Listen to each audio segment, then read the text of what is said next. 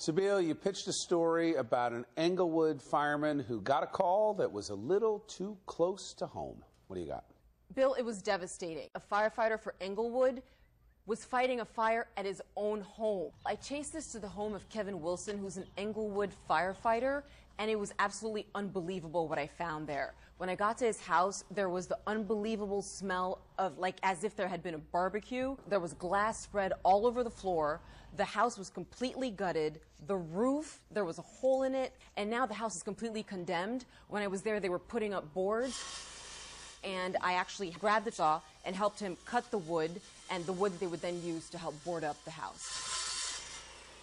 Sitting out in front of the firehouse and saw some smoke.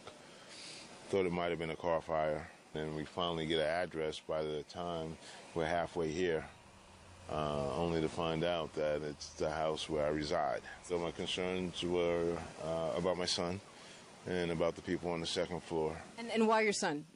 He was home half a day in this school year, so he was home, and he was able to get out. So when you got here, you saw him outside? Yes. What was that feeling like? A relief. Fortunately, he saw his son was outside, and the tenants were not in the house, but he wanted to still run in because all his stuff was in there.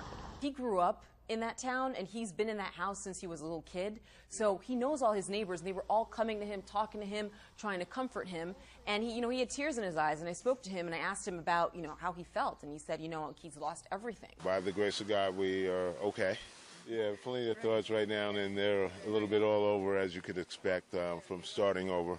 He let his fellow firefighters go in and actually fight the fire. Some knew it was his house, some didn't, but he said that they were professional, and they still fought that fire as if it was any other resident's house.